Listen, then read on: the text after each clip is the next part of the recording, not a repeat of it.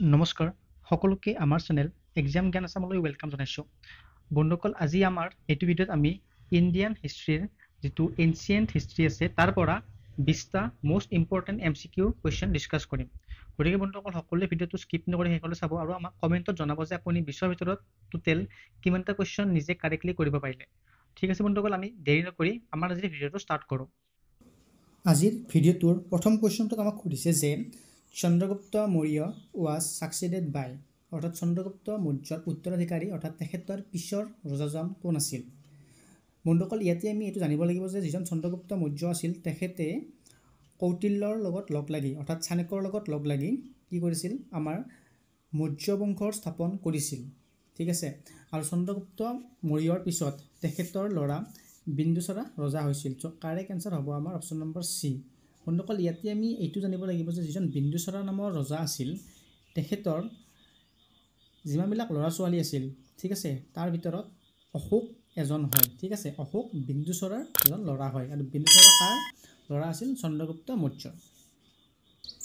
Question number 2 ইয়াত আমাক কি সুধিছে যে the famous mathematician of ancient India was প্ৰাচীন ভাৰতৰ এজন বিখ্যাত গণিতজ্ঞ তেখেতৰ নামটো কি আছিল তো দিয়া থকা অপচনসমূহৰ ভিতৰত আমাৰ কাৰেক্ট আনসাৰটো হৈ যাব অপচন নম্বৰ ডি আৰ্যভট্ট বন্ধুসকল এই যিজন আৰ্যভট্ট আছিল তেখেতে কি কৰিছিলে যেটো 0 হয় অৰ্থাৎ যেটো শূন্য হয় তাৰ আৱিষ্কাৰ কৰিছিল লগতে তেখেতে পাইৰ আৱিষ্কাৰ কৰিছিল পাই কি হয় মানে ইয়াৰ ভ্যালু কিমান হয় 3.14 আৰু তেখেতে এইটো ডিসকভাৰ কৰিছিল Question number 3 সুধিছে যে Alexander and the army of Porus camped on the opposite banks of this river মানে Alexander আৰু পৰাশৰ সৈন্যই তলত দিয়া কোনটো নদীৰ পাৰত নিজৰ শিবিৰ পাতিছিল বন্ধুসকল ইয়াতে আমি জানিব লাগিব যে যিজন আলেকজেণ্ডাৰ আছিল আৰু লগতে যিজন পৰাশ আছিল তেওঁলোকৰ মাজত ইতিহাসৰ এখন বহুত ফেমাস যুদ্ধ হৈছিল সেইখন হৈছিল 326 BCE মানে বিফৰ কমন এৰা আৰু সেই যিখন যুদ্ধ আছিল সেইখনৰ নাম আছিল হাইডাস্পেস এক্সামত এইটো কোৱেশ্চন প্ৰায় অহা দেখা যায় যে হাইডাস্পেস যুদ্ধ কাৰ মাজত হৈছিল লগতে এইটো আই যে কিমান চনত হৈছিল গতিকে দুটা পইণ্ট ইম্পৰ্টেন্ট হয় এতিয়া যদি আমি চাও যে কি নদীৰ পাৰত এই যিখন হাইডাস্পেস যুদ্ধ আছিল সেইখন হৈছিল তেতিয়া হলে তাৰ আনসাৰটো হৈ যাব অপচন নম্বৰ এ ৰবি নদীৰ পাৰত মনত ৰাখিব হাইডাস্পেস যুদ্ধ হৈছিল ৰবি নদীৰ পাৰত 326 BCত Next question number 4 আমাক ইয়াত সুধিছে Who was the court poet of Samudragupta সমুদ্ৰগুপ্তৰ দৰবাৰৰ কবি তলত দিয়া কোনজন হয় আৰ্যভট্ট হয় অশ্বাঘোষ হয় হৰিসেন হয় নে নাগাৰ্জুনা হয় দিয়া থকা অপচন কেইটাৰ ভিতৰত ইয়াৰে কাৰেক্ট আনসাৰটো হ'ব অপচন নম্বৰ সি হৰিসেন ঠিক আছে মনত ৰাখিব হৰিসেন আছিল সমুদ্ৰগুপ্তৰ দৰবাৰৰ এজন কবি ইয়াতে আমি এটো জানিব লাগিব যে যিজন হৰিসেন আছিল তেখেতে এখন বহুত ফেমাস শিলালিপি লিখিছিল শিলালিপি মানে কি শিলালিপি মানে হৈছে ইনস্ক্ৰিপচন আৰু সেইখন ইনস্ক্ৰিপচনৰ নাম কি হেতু মানে এক্সামত প্ৰায় মানে সুধি থাকে আৰু সেইখন ইনস্ক্ৰিপচনৰ নাম হ'ব আলাহাবাদ পিলাৰ ইনস্ক্ৰিপচন মনত ৰাখিব আলাহাবাদ পিলাৰ ইনস্ক্ৰিপচনখন কোনে লিখিছিল হৰিসেন আৰু হৰিসেন কাৰ দৰবাৰৰ এজন কবি আছিল হেতু হ'ব সমুদ্ৰগুপ্ত কোৱেশ্চন নম্বৰ 5ত আমাক সুধিছে যে Gopal was the founder of কোনটো বংশৰ প্ৰতিষ্ঠাপক আছিল গোপাল ঠিক আছে এতিয়া যদি আমি কোৱেশ্চনটো ভালকে চাও তাতে আনসাৰটো লুকাই আছে ইয়াত আছে গোপাল ঠিক আছে গোপাল সো ইয়াৰ আনসাৰটো হৈ যাব পাল অৰ্থাৎ পাল ডাইনেষ্টি পাল বংশৰ প্ৰতিষ্ঠাপক কোন আছিল গোপাল আছিল কোৱেশ্চন নম্বৰ 6 ইয়াত আমাক কি সুধিছে The rulers of which among the following dynasties adopted the title Devaputra মানে তলত উল্লেখ কৰা বংশসমূহৰ ভিতৰত কোনটো বংশৰ শাসকসকলে দেৱপুত্ৰ যেটো উপাধি হয় এটো গ্ৰহণ কৰিছিল বন্ধুসকল আমি ইয়াত জানিব লাগিব যে দেৱপুত্ৰ মানে কি হয় দেৱপুত্ৰ মানে হৈছে son of god মানে কি ভগৱানৰ son মানে পুত্ৰ তেনেকুৱা বুজায় আৰু ঠিক আছে যদি আমি চাও যে কোনটো বংশৰ ৰজাসকলে দেৱপুত্ৰ উপাধি গ্ৰহণ কৰিছিল তেতিয়া হলে তাৰ যেটো আনসাৰ হ'ব হেতু হৈ যাব কুখান বংশ ঠিক আছে কি হ'ব আনসাৰ কুখান বংশ কুশান ডাইনেষ্টি Question number 7 আমাক সুধিছে at which age Gautam Buddha got nirvana মানে গৌতম বুদ্ধই কিমান বছৰ বয়সত নিৰ্বাণা লাভ কৰিছিল বন্ধুসকল নিৰ্বাণা মানে কি নিৰ্বাণা মানে হৈছে enlightenment ঠিক আছে এনলাইটেনমেন্ট তাৰ মানে কি তাৰ মানে হৈছে যে তেওঁ সকলো বস্তুৰ জ্ঞান তেখেতৰ মানে ভিতৰত আহি গৈছিলে ঠিক আছে মানে সৰ্বজ্ঞানী সো তেখেতে কোন বছৰ বয়সত মানে কিমান বছৰ বয়সত তেখেতে সৰ্বজ্ঞানী হৈছিল ঠিক আছে মানে জ্ঞানৰ পোহৰ পাইছিল সো তেতিয়াহলে তাৰ আনসাৰ হৈ যাব আমাৰ 35 ইয়াৰ সো কাৰেক্ট আনসাৰ হ'ব আমাৰ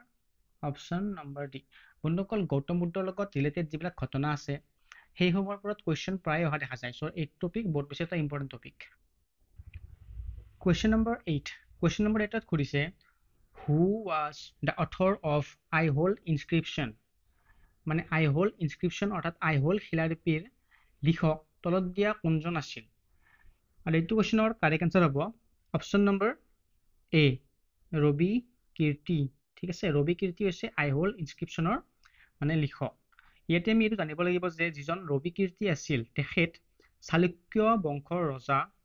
পুলকেশ দ্বিতীয়ৰ ৰাজসভাৰ কবি আছিল পুলকেশ 2 ঠিক আছে আৰু এই পুলকেশ 2 ৰাজসভাৰ এজন কবি আছিল কোন ৰবি কীৰ্তি নেক্সট কোৱেশ্চন নম্বৰ 9 খুদিছে যে which of the following is the equivalent term used for raja in early Vedic era মানে তলত দিয়া কোনটো বৈদিক যুগত ৰজাৰ বাবে ব্যৱহৃত এটা সমতুল্য শব্দ ঠিক আছে আৰু যদি আমি এইটো কোৱেশ্চনৰ কাৰেক্ট আনসাৰ চাও এইটো কোৱেশ্চনৰ কাৰেক্ট আনসাৰ হৈ যাব অপশন নম্বৰ এ গুপতি ঠিক আছে কি হ'ব আনসাৰ গুপতি গু মানে কি গু মানে হৈছে গৰু ঠিক আছে আৰু পতি মানে কি পতি মানে মালিক মানে যিজন ব্যক্তিৰ ওচৰত বহুত বেছি গৰু থাকিব বা গৰুৰ মানে মালিক হয় বহুত বেছি গৰু তেখেতক কি বুলি কোৱা হয় মানে ৰজাৰ লগত তেখেতক তুলনা কৰা হয় মানে তেখেতক এজন ৰজাৰ দৰে ব্যৱহাৰ কৰা হয় ৰজাৰ লগত তেখেতক তুলনা কৰা হয় কোৱেশ্চন নম্বৰ 10 খুদিছে যে ইন হুইচ ষ্টেট বা ইউটি অৰ্থাৎ union territory of India the first palaeolithic site was discovered ভাৰতৰ কোনখন ৰাজ্য বা কেন্দ্ৰীয় শাসিত অঞ্চলত প্ৰথম পুৰাপাথাৰ যুগৰ স্থান আৱিষ্কৃত হৈছিল যদি আমি অপশনসমূহ ভালকে চাও এইটো কোৱেশ্চনৰ যেটো কাৰেক্ট আনসাৰ হেতু হ'ব অপশন নম্বৰ সি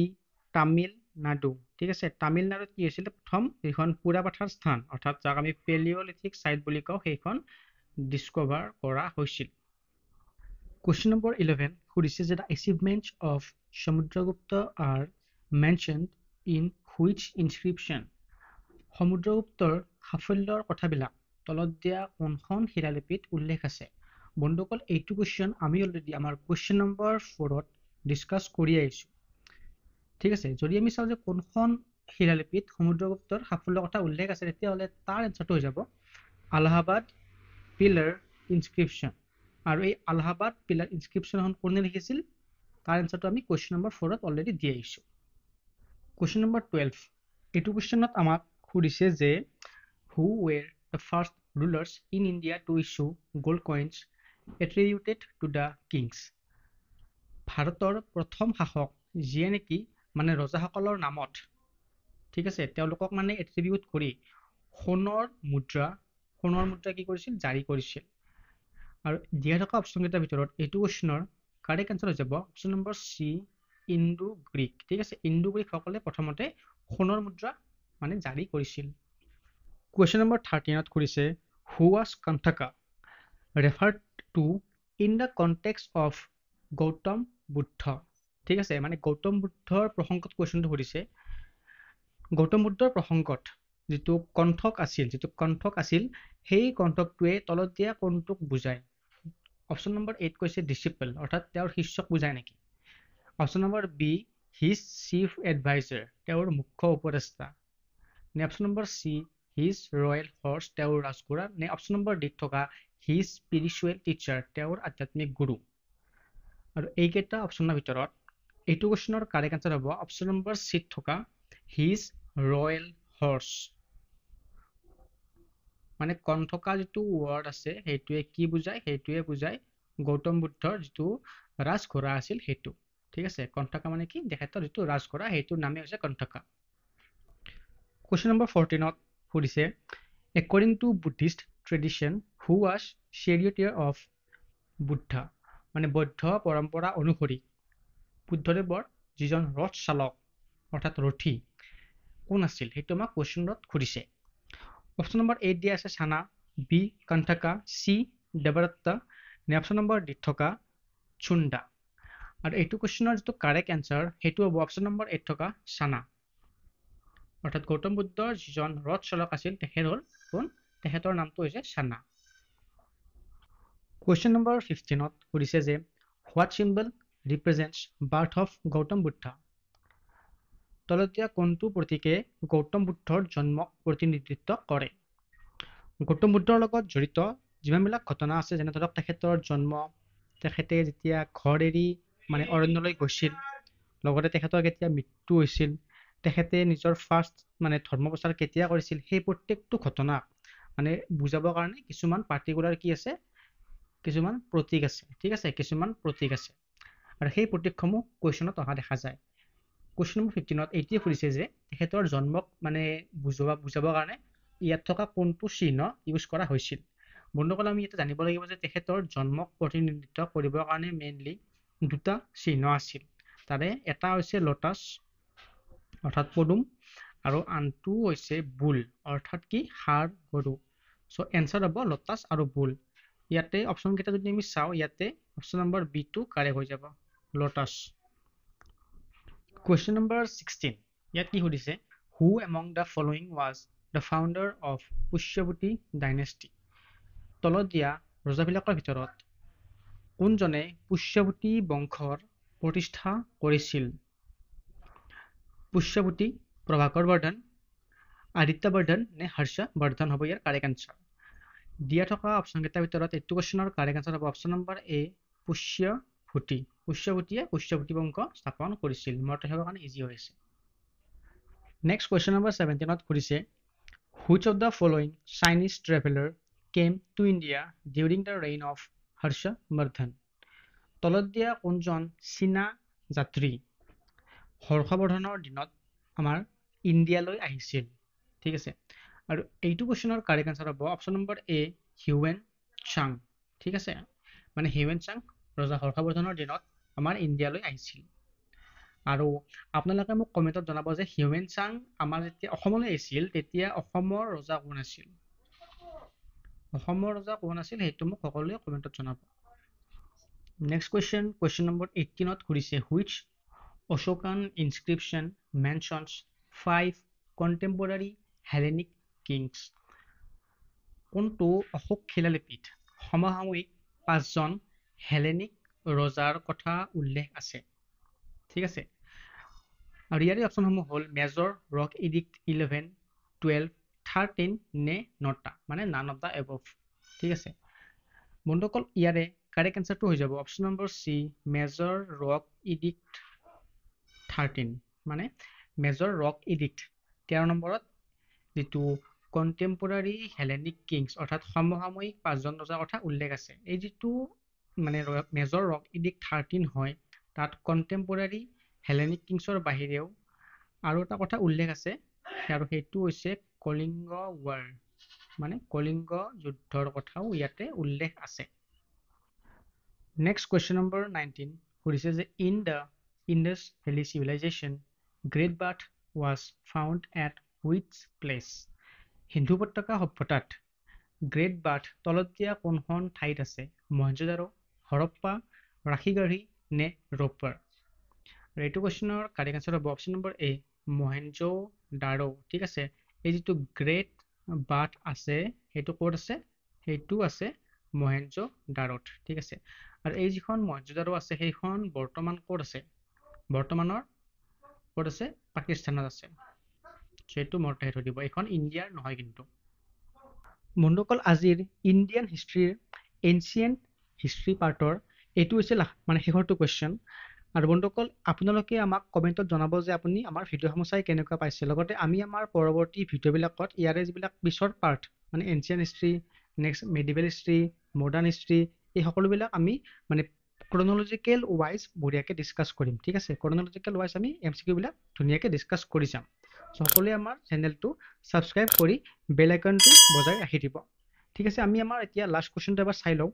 কুৱেশ্যন নম্বৰ 20ত আমাক সুধিছে যে who was the founder of Gupta dynasty? Gupta বংশৰ প্ৰতিষ্ঠাতা কোন হয়? অপশ্যন নম্বৰ 8 দিয়া আছে শ্ৰীগুপ্ত, নেক্সট চন্দ্ৰগুপ্ত, নেক্সট দিয়া আছে চন্দ্ৰগুপ্ত 1 আৰু অপশ্যন নম্বৰ ডি দিয়া আছে নান। ঠিক আছে, আৰু দিয়াই থকা অপশ্যন কেইটাৰ ভিতৰত এইটো কুৱেশ্যনৰ কাৰেক্ট আনসাৰ হৈ যাব অপশ্যন নম্বৰ এ শ্ৰীগুপ্ত। শ্ৰীগুপ্ত হৈছে গুপ্ত বংশৰ ফাউণ্ডাৰ অৰ্থাৎ প্ৰতিষ্ঠাপক। যদি মানে কিবা কাৰণত মানে এনসাৰ কেইটা